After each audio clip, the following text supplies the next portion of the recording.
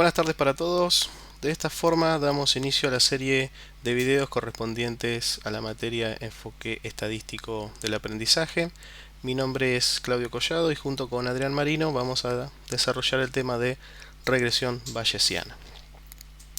Bien, vamos a comenzar con un breve resumen de lo que se vio previamente sobre regresión lineal simple, en particular el enfoque frecuentista. Según recordamos, en este caso la variable de respuesta se modela por medio de un conjunto de predictoras que está determinado por la variable x en particular que se ve, junto con otros parámetros que son los cuales tenemos que estimar en función de los datos que provienen de la población. Y a esto se le suma un error aleatorio sobre el cual nosotros no tenemos control y no podemos accionar en particular. Luego, realizando el condicionamiento de la variable de respuesta y con respecto a la predictora x, obtenemos finalmente el modelo lineal correspondiente a los parámetros en los cuales los parámetros en particular se considera que son fijos, ¿sí? Esta es la clave fundamental del enfoque frecuentista, en el cual se considera que los parámetros utilizados para la regresión son fijos. Esto cambia radicalmente en el enfoque bayesiano que vamos a ver a continuación. Bien, en el enfoque bayesiano lo que se plantea es esta estructura que se observa en la ecuación, en la cual yo tengo que la posterior viene dada como el producto de la likelihood por la prior y dividido por una función de normalización. Bien, metiéndonos en particular sobre qué es la prior, esta es la que define qué distribución toman estos parámetros. Y en particular, θ corresponde a un vector de parámetros aleatorios. Entonces, acá la clave ¿cuál es? A diferencia del enfoque tradicional, en el enfoque bayesiano se consideran que todos los parámetros tienen asociado una distribución, ¿sí? Que ya no son fijos, sino que tienen asociada cierta distribución.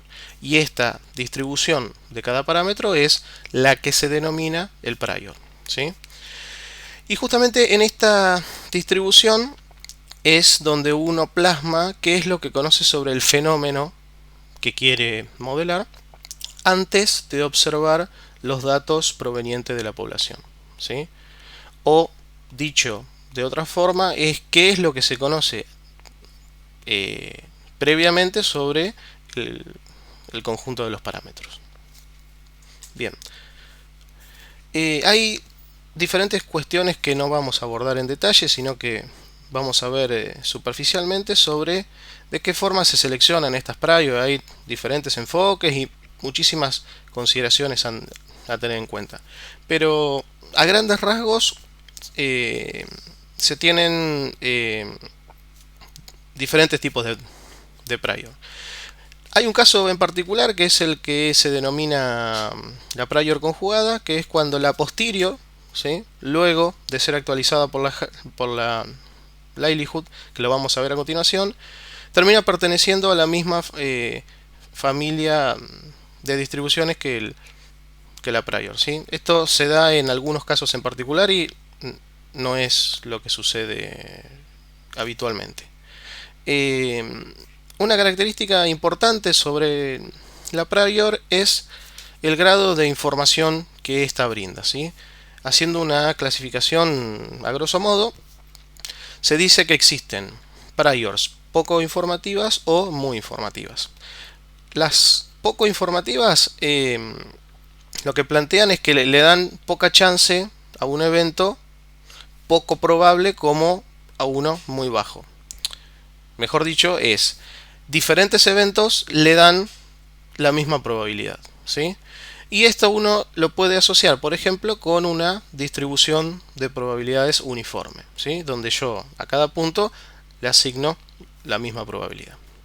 Y una prior muy informativa es, son aquellas en las cuales yo tengo una distribución de probabilidad en la cual en cierta zona concentro valores altos de probabilidad y en otras zonas concentro valores bajos de probabilidad.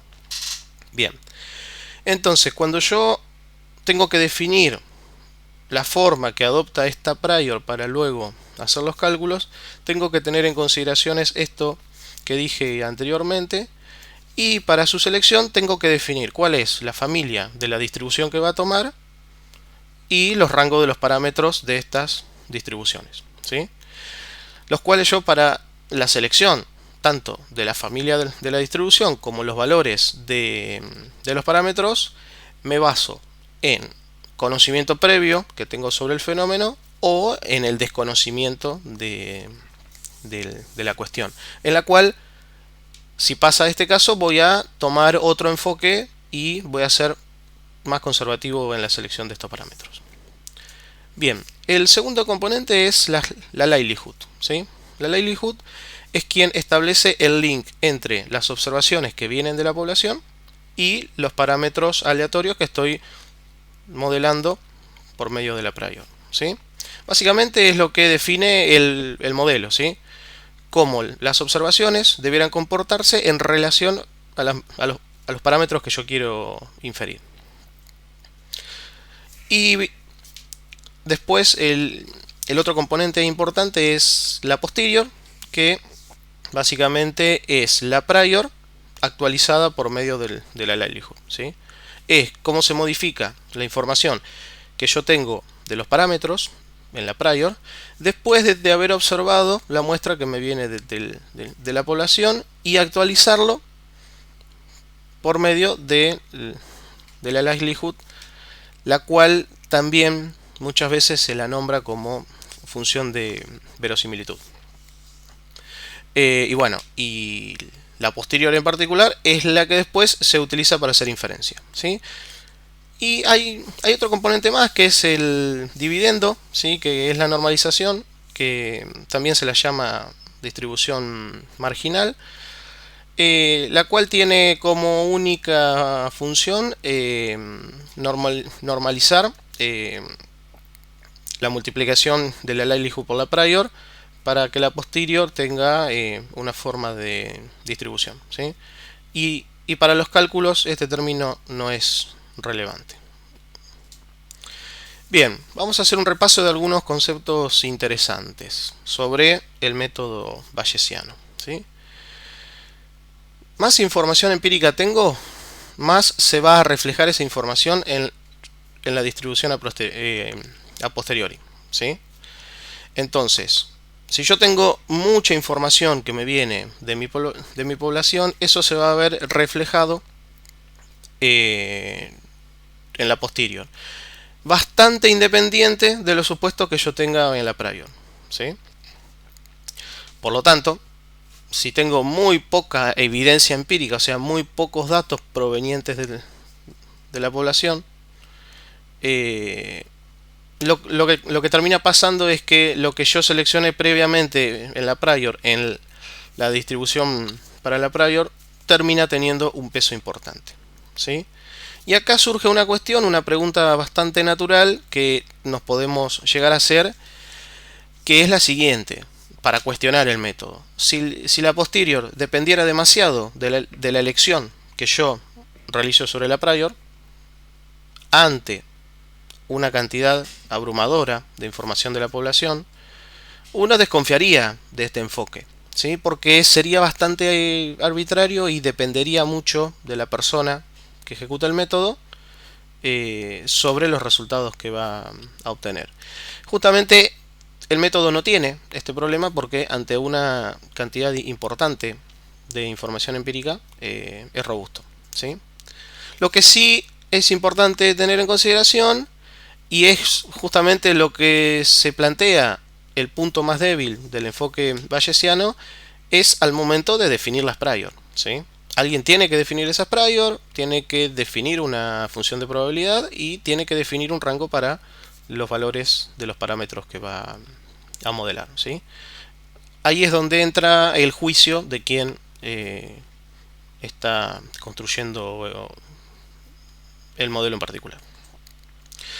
Bien, la metodología que se utiliza para poner esto a calcular es un método numérico que es Markov Chain Monte Carlo. En algunos casos en particulares, antes que la disponibilidad de métodos computacionales a gran escala estuviera, existían cierto conjunto de priors y likelihood que se sabían que iban bien entre sí para modelar una posterior, ¿sí? Hoy en día con los métodos numéricos uno puede probar absolutamente todo lo que quiere, y justamente ese método numérico que le da solución a estos cálculos es Markov Chain. Una cuestión importante a tener en cuenta cuando uno pone a correr este método es que las cadenas de Monte Carlo tienen al principio algo que se denominan warming up, que son las primeras iteraciones. El método no converge, ¿sí? está iterando, está oscilando entre ciertos valores, y esos valores en particular no son considerados para el cálculo final de los parámetros, ¿sí? O sea, en estas primeras iteraciones donde uno pone a correr el método y el método se empieza a ajustar para converger, después son descartados y no son considerados para informar el valor de los parámetros. Bueno, estas son las fuentes que consultamos para hacer esta breve introducción sobre el método bayesiano aplicado particularmente a conceptos de regresión.